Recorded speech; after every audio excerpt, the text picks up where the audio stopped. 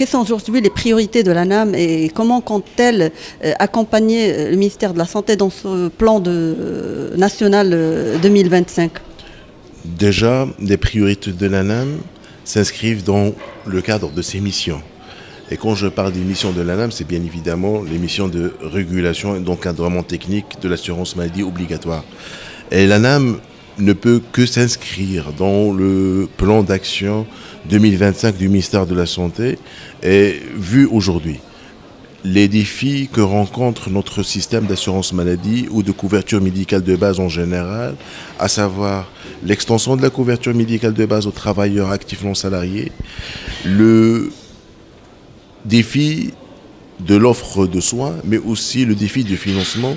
Aujourd'hui, nos actions et nos priorités s'inscrivent dans ces trois défis-là, à savoir permettre à la population d'accéder à des soins de qualité, mais ayant à l'esprit l'équilibre budgétaire des caisses d'assurance maladie. Et Dieu sait que depuis l'avènement de l'AMO jusqu'au jour d'aujourd'hui, on a pu réaliser énormément de progrès en matière d'élargissement du panier de soins, d'amélioration de ce panier de soins, mais aujourd'hui, on est limité par rapport à ces ressources financières qui sont relatives à la cotisation et on devrait aujourd'hui, régulateurs, gestionnaires, ministère de tutelle, réfléchir sur d'autres mécanismes et des mécanismes innovants de financement de notre système de couverture médicale de base.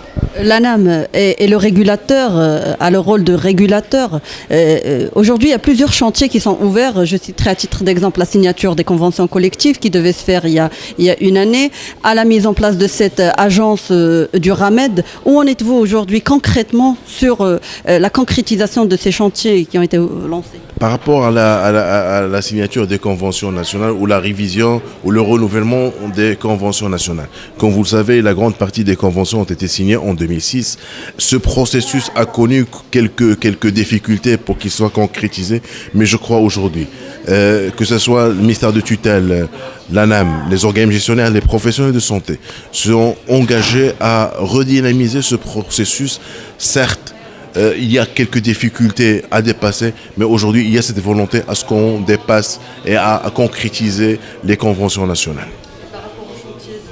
Et par rapport à la question de l'organisme gestionnaire ou de la gestion du RAMED, comme vous savez, conformément à la loi 65/00, c'est l'ANAM qui gère les ressources financières du RAMED. Mais aujourd'hui, il y a l'ANAM, il y a le ministère de la Santé, le ministère de l'Intérieur, le ministère des Finances qui gèrent aujourd'hui ce régime.